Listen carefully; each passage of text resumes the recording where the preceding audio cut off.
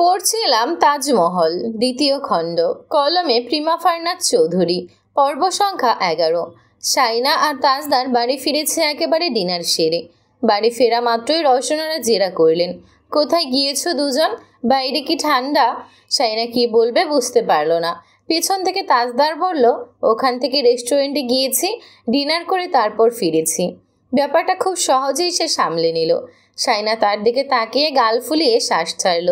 নিজেই ঝামেলা বাঁধিয়ে আবার নিজেই ঝামেলা সামলাতে তাজদার সিদ্দিকী ওস্তাদ, কথা স্বীকার করতেই হয়। ঘরে এসে বোরকা পাল্টে সে সোজা শুয়ে পড়ল। এতটাই ক্লান্ত লাগছে যে আর কোনো দিকে তাকাতেই ইচ্ছে করছে না তার। তাজদার এসে তাকে বার কয়েক ডাকলো। হ্যালো, কোনো সমস্যা? সাইনা মুখ দিয়ে অস্ফুট স্বরে আর্তনাদের মতো শব্দ করলো হালকা। তাজদার বলল, ওকে, তাহলে শুয়ে থাকুন। তার ফোনটা বাজছে, কল এসেছে। কল রিসিভ করে ফোন কানে চেপে ঘর থেকে বেরিয়ে গেল সে। সাইনার চোখে ঘুম নেমে এলো। তিতলি এসে দেখলো সে ঘুম, তাই ঘর থেকে বেরিয়ে গেল সে। আজ তার মন ভালো নেই।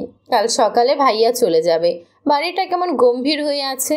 সবাই এতদিন চেয়েছিল সে চলে যাক, ওখানেই সে ভালো থাকে। দেশে আসার পর থেকেই এক একটা ঝামেলা আর বিপদ, কিন্তু যাওয়ার সময় ঘনিয়ে আসতেই সবার মন খারাপ হচ্ছে। যেদিন প্রথম দেশে এসেছিল সেদিন কি আনন্দ বাড়ি জুড়ে, উৎসব লেগে গিয়েছিল। দিনগুলো কত দ্রুত চলে যায়।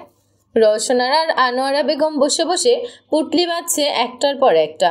সবগুলো তাজদার সিদ্দিকের সাথে যাবে। পুটলিতে কয়েক রকমের শুকনো খাবার বাঁধা। সাইনাদের বাড়ি থেকেও অনেক কিছু এসেছে। রাত তখন 1:30 বা 2টা। হঠাৎ সাইনার ঘুম ভাঙল। গলা শুকিয়ে কাঠের মতো, শরীর ভার হয়ে আছে।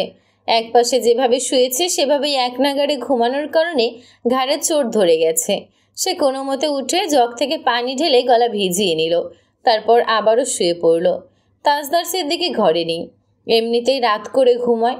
সাইনা ততক্ষণে একগাদা ঘুম সেরে ফেলতে পারে। কুটকুট শব্দ করে জেগে জেগে কি করে সাইনা নিজেও বুঝতে পারে না। মাঝে মধ্যে তাড়াতাড়ি ঘুমিয়ে পড়ে, সেটা খুব কমই হয়েছে। সাইনা সেই সব ভাবতে ভাবতে আবারও ঘুমিয়ে পড়েছে। কিছুক্ষণ পর ঘরে কারো পায়ের শব্দ শুনতেই সাইনা বুঝলো তাজদার সিদ্দিকী এসেছে। সে বুঝতে পারলো কিন্তু চোখ খুলল না। এভাবে এভাবে আবারও ঘুমিয়ে পড়ল। তার ঘুমিয়ে পড়তে খুব বেশি সময় লাগে না, আবার ঘুম ভাঙতেও বেশি সময় লাগে না। আগে ঘুমের মধ্যে কিছু টের না পেলেও ইদানিং আশেপাশে কি হচ্ছে তা মোটামুটি টের পায়। অর্থাৎ আগের মতো ঘুম হচ্ছে না। সামনে হয়তো ঘুম আরও উঠে যাবে। আপাদের দেখেছে, এমনকি বড় ভাবিকেও দেখেছে। বাচ্চার জন্য কত রাত জাগতে হয়। কানে টুকটাক শব্দ আসছে। পাশ ফিরতেই দেখলো তাজদার সিদ্দিকী এখনো বসা। এই লোক কি আজ ঘুমাবে না? সাইনা উঠে বসার চেষ্টা করলো। তাজদার তখনই তার দিকে তাকালো। ব্যাপার কি? সাইনা তার সামনে রাখা ছবিগুলোর দিকে তাকিয়ে রইল ঘুম জড়ানো চোখে। এতগুলো ছবি কি করবেন? এখানে অনেক আছে, কয়েকটা নেব, তারপর ফ্রেমে বাঁধিয়ে নেব বলেই সে এক এক করে ছবি বাছাই করতে লাগলো। সাইনা শুয়ে শুয়ে তার কাজ দেখতে লাগলো। একটা ছবি হাতে নিতেই তাজদার বলল, দেখি কোনটা। সে সাইনার হাত থেকে ছবিটা নিয়ে ফেললো। দেখলো কক্সবাজারে সমুদ্রে পা ভিজিয়ে দাঁড়িয়ে থাকা ছবিটা। নোভা নয়তো আনিস তুলেছিল। ছবিটা সুন্দর। সাইনার শাড়ির আঁচল উঠছে। তাজদার সিদ্দিকীর প্যান্ট গোড়ালির উপর গোটানো, শার্টটা বাতাসের গায়ের সঙ্গে আরও ঘেঁষে বসেছে। এটা নেই? সাইনা প্রশ্ন ছুড়ে দিল, এটা সুন্দর নয় বলছো? ভুল সময় তোলা ছবিটি। সাইনার মনে তখনকার বিশ্রী ঘটনাগুলো ঝলসে উঠছে বারবার। তাজদার সিদ্দিকীও আড়ালে দীর্ঘশ্বাসটা লুকিয়ে ফেলল। তবুও সে খেয়াল করল সাইনার মন খারাপ হয়ে গেছে। নরম কণ্ঠে বলল, তোমার মন খারাপ হচ্ছে ওই সময়গুলোর কথা মনে করে? হ্যাঁ। সাইনা দুপাশে মাথা নাড়ল। আমাদের জীবনে হয়তো 1000টা ভালো সময় আসবে, কিন্তু এই সময়গুলো নয়, তাই ওটাকে আফসোস বলা চলে। আফসোস হচ্ছে? তাজদার হাসলো। সাইনা বিস্ময় নিয়ে তাকালো। হাসছে। সে কিছু বলল না, তবে মনের মধ্যে উকি দিল কিছু প্রশ্ন। তাকে ওভাবে বিয়ে না করলে হতো না? একটু সময় দিতে পারতো না? বিয়েটা অন্যভাবেও তো করা যেত। তার নিজেরও অনেক ভুল হয়েছে।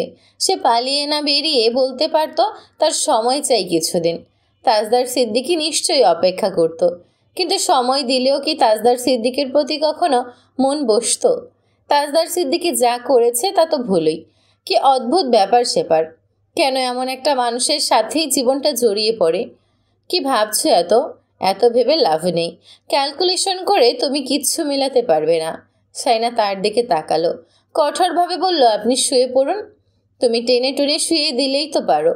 সাইনা এবার হালকা হেসেই ফেলল। সবসময় ফাইজলামি। ঠোঁটের কোণা টেনে হাসলো তাজদার সিদ্দিকী। ফাজলামি করার জন্য তাহলে আরও একটা বিয়ে করতে হবে? সাইনা তার কলার টেনে পাশে শুইয়ে দিয়ে তার বুকের উপর ঝুঁকে মুখের দিকে তাকিয়ে বলল, ভাই থামেন, আগে একটা মাত্র বউ সামলান, তারপর ভেবে দেখবেন।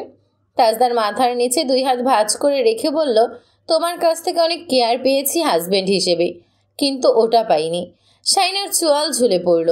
বলে কি এই মেয়া? ওটা আবার কি? লাভ লাভ। হ্যাঁ, তুমি অস্বীকার করবে তুমি আমাকে কখনো পাগলের মতো ভালোবাসতে পারবে? সাইনা থমথম খেলো। এক বাচ্চার বাপ হয়ে যাবে কিছুদিন পর, আবার খুঁজে পাগলের মতো ভালোবাসা। তাকে চুপ থাকতে দেখে তাজদার বলল, পারবে না। তুমি আমার স্ত্রী হয়ে উঠেছ, স্ত্রী দায়িত্ব পালনও করেছ ঠিকঠাক। হয়তো আমাকে কিছুটা চিনেছ, কিছুটা ক্ষমা টমাও করেছ। আল্লাহর কাছে আমার জন্য দোয়া চেয়েছ, এখনও চাও। এটাও চাও আমি লন্ডনে সুস্থভাবে ফিরে যাই, ওখানে গিয়ে ভালো থাকি, আমার কোনো বিপদ না হোক। এটা যে কোনো স্ত্রী চাইবে, তুমিও চাও, স্বাভাবিক। সাইনা একের পর এক অবাক হচ্ছে। বুকের ভেতর কেমন ধরফর করছে হঠাৎ। আপনি বাড়তি কথা না বলে প্লিজ ঘুমান, বলেই তাজদারের মুখের উপর হাত চাপা দিল সে। তাজদার তার হাতটা নিজের ঘাড়ের পেছনে রাখল। সাইনা তখন আরও কাছে এসে পড়েছে। এতদিন যা বলতে পারিনি তা আজ বলতে দাও। আমি তোমার সাথে অনেক অন্যায় করেছি, যা হয়তো তোমার বৃদ্ধকালেও মনে পড়বে। পুরোপুরি ক্ষমা হয় কি হয় না আমি জানি না। আমি যা মানুষ, আমি হয়তো তোমার হাত পা ধরে ক্ষমা চাইবো এমনও না। আমি জানি তুমিও সেটা চাও না। এখন যখন তুমি রিমোটটা নিজ হাতে নিয়ে চ্যানেল পাল্টাও, তখন আমার নিজেরই ছোটবেলার কথাগুলো মনে পড়ে। তোমার হাতে খাওয়ার সময় ও ব্যাপারগুলো মনে পড়ে, তোমারও মনে পড়ে। সাইনা চুপ। আমি জানি পড়ে, তখন নিশ্চয়ই তোমার খুব ঘৃণা হয়। আমি জানি হয়, কিন্তু একটা কথা কি জানো? পৃথিবীর কিছু অদ্ভুত অদ্ভুত নিয়ম আছে। আমরা সব সময় আমাদের বিপরীতধর্মী মানুষগুলোর প্রতি বেশি আকৃষ্ট হই। যেদিন আমি ডিসিশন নিলাম তোমাকেই বিয়ে করব, সেদিন গোটা রাত আমি নিজের সাথে যুদ্ধ করেছি। বারবার নিজেকে প্রশ্ন করেছি, তুমি কেন আমাকে বিয়ে করতে রাজি হবে? আমি কোনো কারণ পাইনি, একটা কারণও না। এটাও ভেবেছি তোমাকে বিয়ে করতে না পারলে আমার আহামরি কোনো ক্ষতিও হবে না। আমি তোমার প্রতি অবসেসড, কিন্তু তোমাকে না পেলে সাময়িকভাবে কষ্ট হবে, পরে সব ঠিক হয়ে যাবে। কিন্তু নিজেকে বোঝানোর পরও আমি নিজ সিদ্ধান্তে স্থির হতে পারলাম না। আমার জীবনের সবচেয়ে বড় ভুলটি আমি তোমাকে ভুলভাবে বিয়ে করেছি। কিন্তু এটাও মানতে কষ্ট হয় যে আমার জীবনের সবচেয়ে বড় পাওয়াটা ভুলভাবে এসেছে আমার জীবনে। আপনার কাল ফ্লাইট। আমরা কেন এসব কথা বলছি? কি দরকার এসব নিয়ে কথা বলার? দরকার আছে। তুমি আমাকে 1000বার ভালোবাসো, কিংবা ওই যেটা বলে যা হয় দুজন মানুষের মধ্যে, যা হলে মানুষ একে অপরকে ছেড়ে বাঁচতে কষ্ট পায়, মরে যায়, ওই ধরনের কিছু তুমি আমার জন্য এখন অবধি ফিল করো না। যেটা করো সেটা দায়িত্ববোধ, যত্ন, কর্তব্য। তুমি চেষ্টা করছো, কিন্তু হচ্ছে না। পৃথিবীতে কিছু কিছু ব্যাপার থাকে যা আমরা ইচ্ছে করলেই মনের উপর জোর খাটিয়েও পারি না। একটা মানুষকে আমি ভালোবাসতে চাইছি, কিন্তু আমার মধ্যে আসছে দয়া, সহানুভূতি, দায়িত্ব। ভালোবাসাটা আসছে না। তখন কষ্টের পরিমাণটা অনেক বেশি হয়। তখন আপনজন আমাকে ভালোবাসলেও সেটা আমরা নিতে পারি না। তোমার ক্ষেত্রে ঠিক সেম। আপনি এক্স্যাক্টলি কি বলতে চাইছেন আমি বুঝতে পারছি না, সাইনা বলল। সব কথার এক কথা, তুমি চাইলেও আমাকে কোনোদিন ক্ষমা করতে পারবে না, আর আমিও তোমার কাছে ক্ষমা চাইতে পারবো না, কারণ তুমি সেটা চাও না। আমাদের এই সম্পর্কের জায়গায় ক্ষমা, অনুশোচনা, ভুল স্বীকার এসব বেমানান লাগছে খুব। আমরা সেই সব নিজেরাই নিতে পারছি না। কিছু সম্পর্ক এমন হয় যেখানে যুক্তির কোনো মূল্য থাকে না। তাই বলছি, তুমি সব ভুলে যাওয়ার চেষ্টা করো না।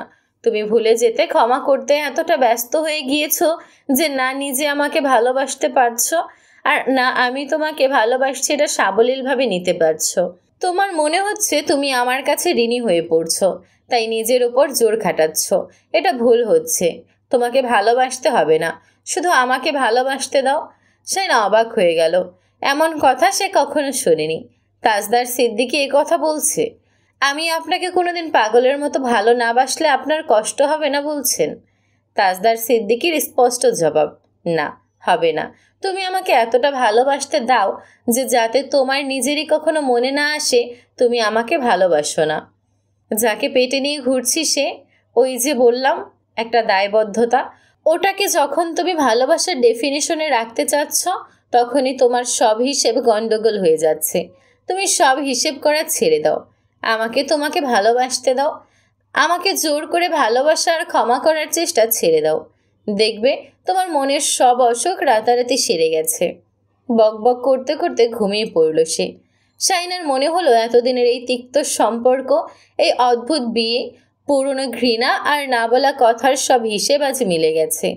তার চোখ থেকে এক ফোঁটা অশ্রু তাজদার সিদ্দিকের গালে এসে পড়ল। তাজদার সিদ্দিকী হার মেনে নিজের পরাজয় ঘোষণা করেও অদ্ভুতভাবে জিতে গেল। এত কিছুর পরও শাইনা মমতাজ ভালোবাসতে অক্ষম এটা প্রমাণ করেই সে শেষ পর্যন্ত জিতে গেল।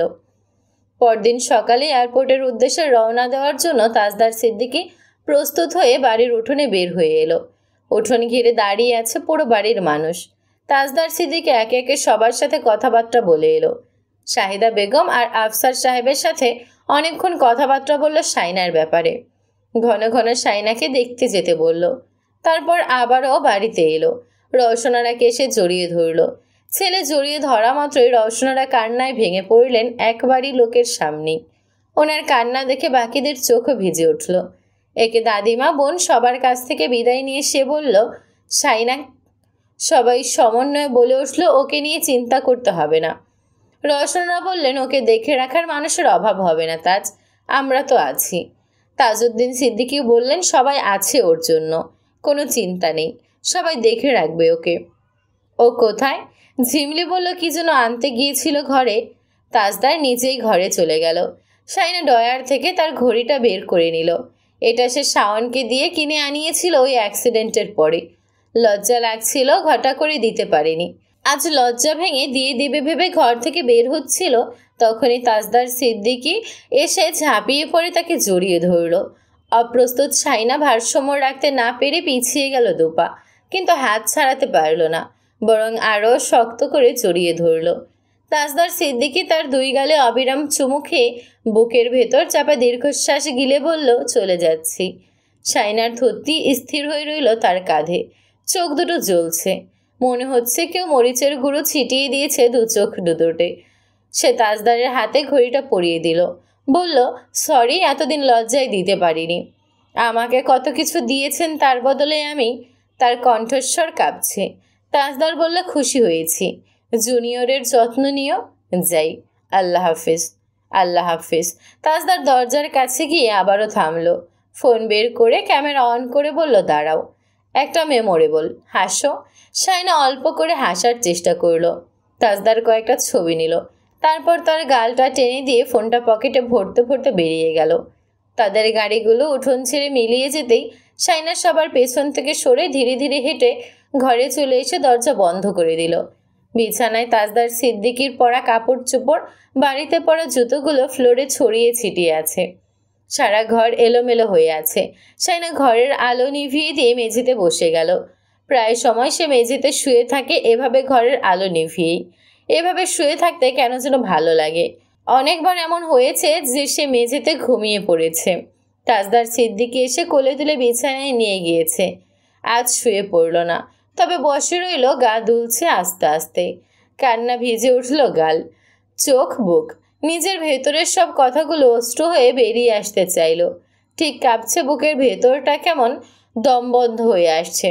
নিজেকে সব সময় একাই মনে হয়েছে তার। তাহলে আজ আবার নতুন করে নিজেকে একা আবিষ্কারের কারণ কি?